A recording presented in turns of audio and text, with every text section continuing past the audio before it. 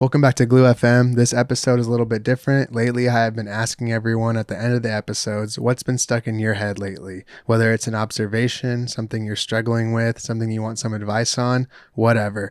I picked some of the best ones and I want to talk about them today, not because I feel like I have all the answers figured out for these, but I think they're worth talking about. So let's get into it.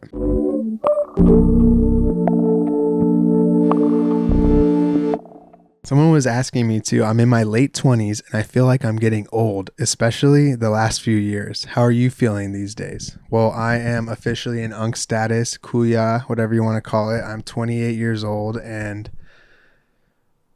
you know, I think that being in your late 20s is a funny thing because you simultaneously feel like you just got over this era where you spent most of your time being young in all kinds of environments, and now you're starting to get a little bit of taste of feeling old.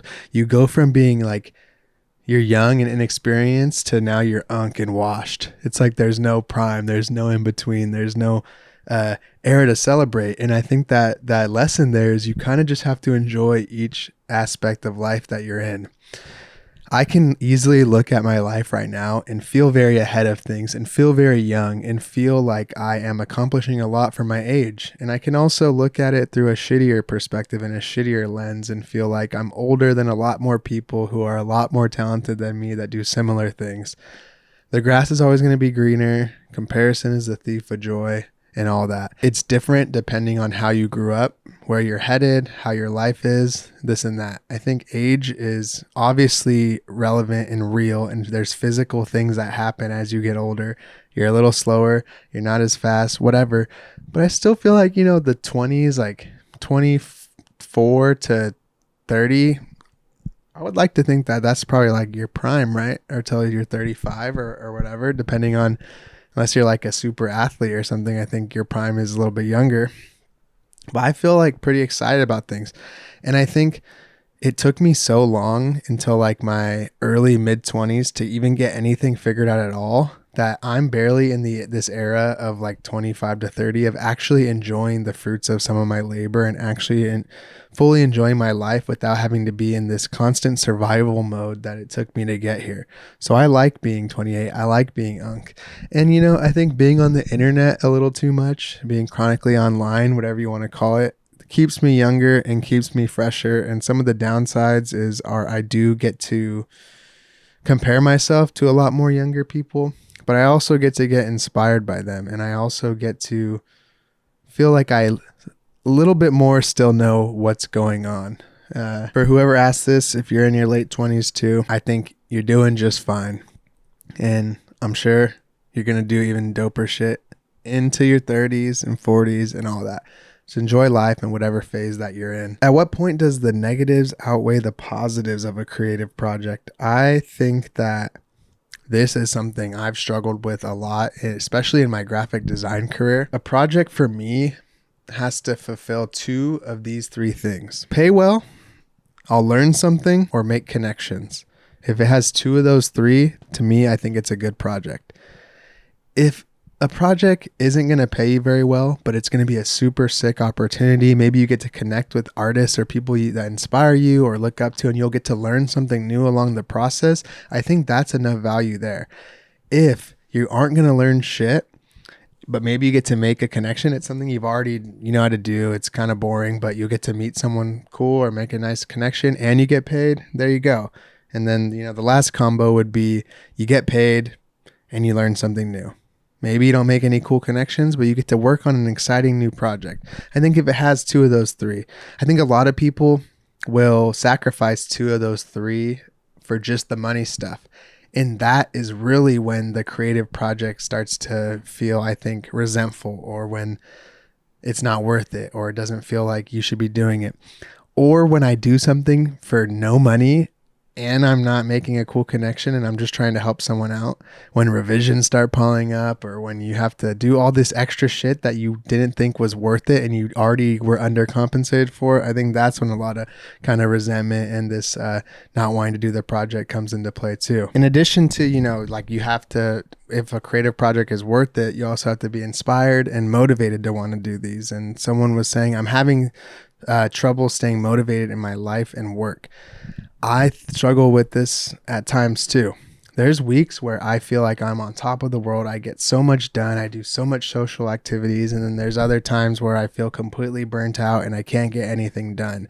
And I think the real solution to being consistently motivated in your life and in your work is balance and having the right amount of work-life balance and fun things you can do on the side, but not letting anyone overconsume you, not becoming too much of a workaholic, or not doing too much social stuff where you don't have any time for your work, or not resting too much where you don't get anything done and you just rot and don't hang out with people either. It's all about finding what works for you and finding the best possible way to get those three things to kind of align perfectly and feel like you are getting each out of everything.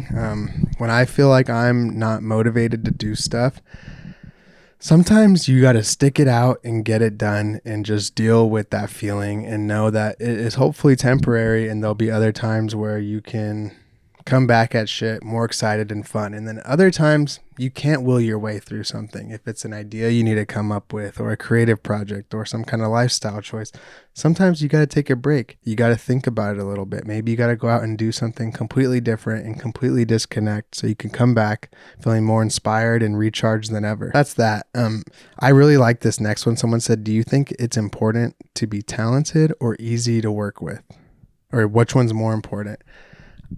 It's always going to be easy to work with. I know some of the most talented people in a lot of different industries, and once you start to get a bad reputation of either being difficult to work with, or just kind of being a dick, or being someone who people don't want around, it takes such an exceptional level of talent to surpass that. You literally have to be on like the 0.001% for people to still want to deal with that.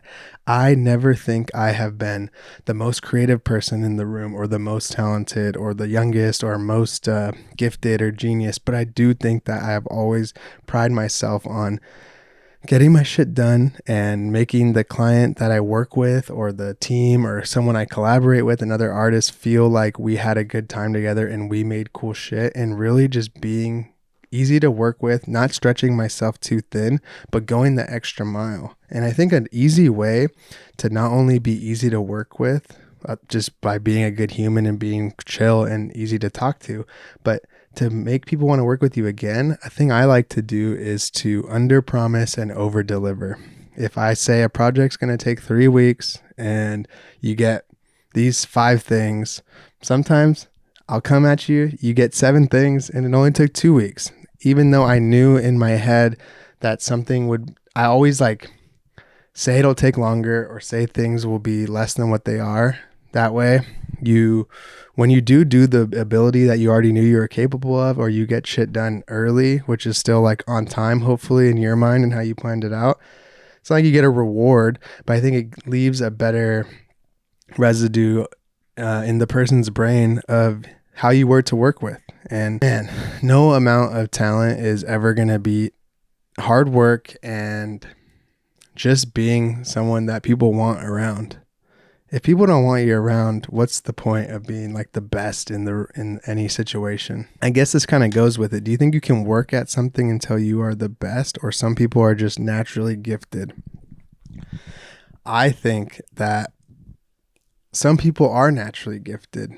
And when those people work at something until they're the best, those are when you get the super exceptional people. But I do think some of these best people did a lot of work also behind the scenes and stuff. So, you know, that whole hard work beats talent when talent stops working hard thing that like a fucking football coach or whatever would tell you. It's kind of cliche, but it's true. You do really have to be passionate about something so you can put the hard work in, so you can create talent. And if you're already naturally gifted at things to begin with, that's cool. But if you really love something and you're not the best at it, I don't think you should let that discourage you. If you really want to get better at it and become excited about something and work towards something, That's sick. You can always become better. And some of the people I know who are the best at a sport or at a certain type of art or in their business, they were not always the best, but they loved it.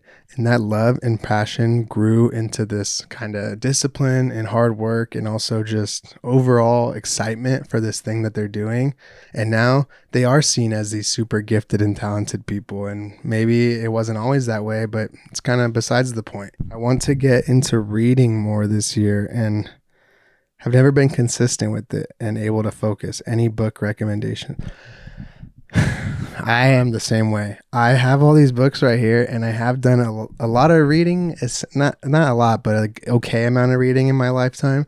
Lately, I haven't been not reading so much, but it's really hard for me to focus on a book too. And I'm sure it's the way I was wired originally, but all this internet and phones and shit has cooked my attention span even more. So it gets harder and harder. Like even watching a long form video or movie on a TV screen nowadays, that feels like doing something slower or doing something more like disconnected. Like, oh, I'm relaxing. I'm not on my phone. I'm on this other screen. But reading an actual book, I feel like it's kind of like working out. Where I don't ever really want to do it, but whenever I do, I feel excited about it, and it made me feel good and refreshed. I used to like reading a lot before bed because it kind of helps you unwind. Overall book recommendations that I've just loved in my entire life or whatever is Deep Work by Cal Newport. That's kind of a more like nonfiction, like productive type thing, but I thought it was really good and it helped me a lot with a lot of things. This one's a little different, but the Full Metal Alchemist manga, one of my favorite stories of all time. If you can get like your hands on like one of the compilation books or the box set or whatever, I think it's well worth it. Lately on the plane recently, I was reading this one. There's an artist I really like. His name is Daniel Arsham, and it was so sick because his publishing team actually reached out to me and asked if they could send me his book. And I was like, fuck yeah. And it wasn't even like a promotional thing or anything, just as like a gift. But he is a super sick and talented artist. And this is kind of like his autobiography, but it also gives you like some tips and lessons. And it's like a real like no bullshit way to become like a better artist. And I don't even consider myself like what he calls a capital A artist in here, like a real true dedicated to just their art form. I know some people like that, but I still think I've been learning a little bit from it, and it's inspiring and it's designed super nicely. So I would check that one out if you are any type of creative or even just want to hear like a cool inspirational story about someone who really willed their way into this insane like art career. Tips for like focusing on the books though is like you really just have to put your phone away and lock in. It's like sometimes the simplest solution is the correct one. I hate when people wear shoes in their home. What is a hill that you will die on? I hate that too, especially if you live in like LA or New York, or see, you know, also when you have a dog and it goes outside in that city and then comes and like sleeps in your bed and shit. I have inside shoes just because like I like the feeling of wearing like Crocs or slippers or something on my feet, but I don't take them outside. And I have my outside shoes they leave at the door. Most Asian households follow this rule, and I think they got it right originally. Why would you wear your shoes in the house? It's like driving your car in the house. Like the tires are just as probably dirty as the soles of your shoes. And it just feels nice to not wear shoes at your house. So I always set that precedent myself at any home I've lived in, and people take off their shoes when they come over. And I am so happy to do that at houses that also follow that rule. What is a hill I will die on? I don't care that much about the shoe thing. Like I agree, but, let me think of one. Okay. A hill I will die on is most people should not have car payments. Like most people should not be financing or leasing a car when you can reasonably get like a point A to point B car for like $5,000 or something. If you're spending all your money each month and all the things that you worked hard for to pay for something that you don't even truly own each month, I feel like we have to do enough of that with rent and subscriptions and all this other shit. It feels good to really just own something and buy it for cheaper. And I know people who can barely afford this car payment they have each month, and they end up spending like an extra $10,000 over like 5 years to pay for a car that by the time they finally fully pay it off, they just end up doing that cycle again. I've never understood that. It feels ridiculous. And I don't think it's a good idea for most people. Yeah, whatever. How to find time to focus on fun social activities, work, creative projects, etc. when there's so much conflict and things going on in the world.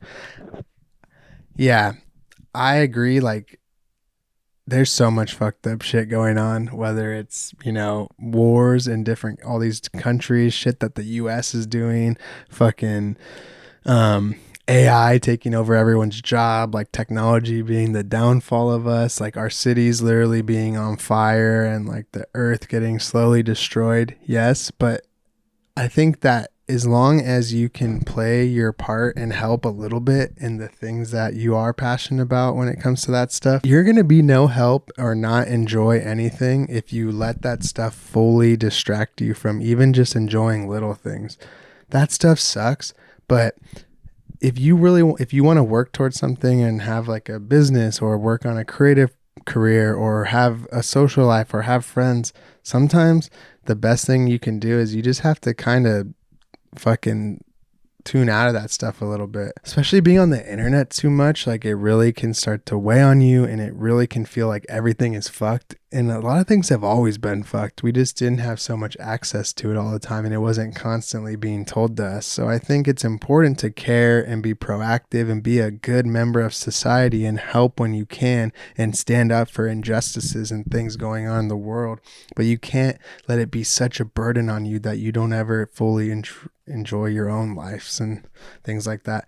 And I've went through phases where I care a lot about that stuff, and when it's really immediate and it's really in your community, it can be very distracting. And sometimes the best thing you can do is step away from what you're doing and go and handle those situations. But if it's like some inevitable thing like billionaires destroying the planet, like what are you going to do at that point? You can try your best, but you still got to worry about your own little thing. And I think what can really help to focus on that stuff is to stop zooming out so much and really just look at your own like life and what you can handle on a little like micro scale.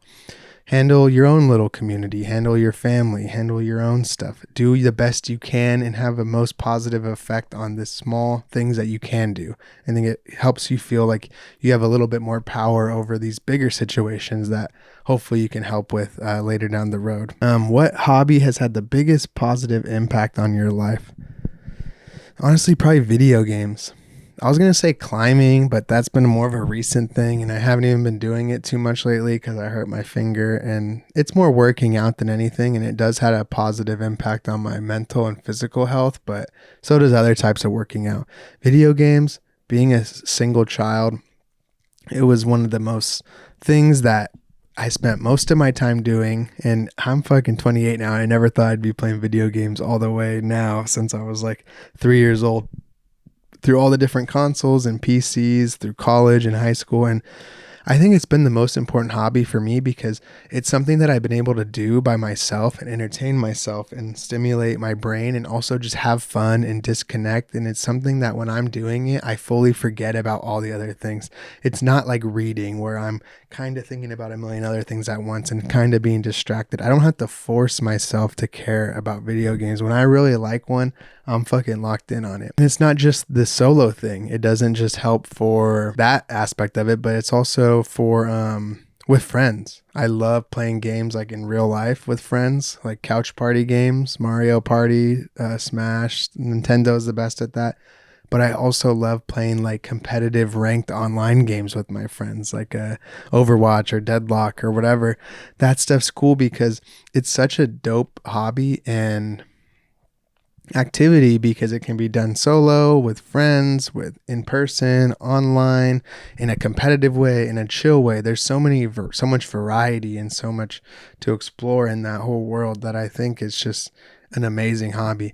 And I have an addiction to it, I will say, because there's times where I need to get shit done or I stay up too late and it's because I'm locked in on a game. But maybe I need that a little bit, I need that something that can get me to care about it so much that besides my work at least, that I lose the track of time and just lock in on it. So yeah, I'd probably say that. This last one I want to talk about is I hate seeing all these artists and creators online I look up to start promoting AI software using generative AI stuff. It's discouraging. Yeah, I agree. I've tried my best to avoid that stuff. There are some aspects of AI things that I have embraced a little bit, like with helping with like managerial stuff. Like I use it to help me organize like spreadsheets and shit. That stuff that I really like can kind of get me distracted. But I hate generative AI stuff. I think that it's crazy that all these people who are really dope artists and really dope creators are down to just promote this stuff. It sucks. Not to sound too annoying, but especially for my main channel, I get all kinds of inquiries from big brands that want to pay big money and they want me to talk about AI stuff. And I deliberately go against it. And not because I think that I'm too good for it or whatever, but I don't use that stuff. I don't enjoy it. And I don't think it's fair to disrespect the audience that I built that wouldn't want to see me talking about that stuff. And man, if you ever see me talking about like heavy generative AI companies, like me promoting Higgsfield or something, just know I really didn't want to do it. And maybe I have like a fucking terminal disease or I really need to help my family or something, because that's like the only way I can see myself ever getting into that. And seeing people just deliberately do it so easily, it feels like they have no line in what they're willing to do to make money. And they'll always continue to justify it and things, but it's not for me. And don't let it discourage you. You know, there's always been people that are going to do things that don't align with what you think, whether it's politically, creatively, whatever. And all you can do is believe in what the things that you believe in and do what you do. And if you don't like that they're doing that, you don't got to follow them or you don't got to pay attention to it. You could block them, fuck them, you know? And if you do like that stuff, cool, go ahead, enjoy it. But it's not for me. And I wish that there have been some people that I see that I really looked up to and respect to that start getting heavily into that stuff. It's sad. It's like you had to mourn the respect you had for them a little bit, but it is what it is. Yeah, that's pretty much it for this one. It's kind of a new format though. I do want to start doing maybe monthly or every once in a while, a couple episodes, because it's nice to talk about what other people have been thinking about instead of always having to think about all these own ideas for myself. So I'd like to have some formats of, the guest episodes, a more themed grand idea episode, and then stuff like this. So yeah, what's been stuck in your head lately? Again, let me know in the comments, DM me, send me a voice memo, email, whatever you want. And if you made it this far, subscribe, and thank you for watching. I'll catch you in the next one. Peace.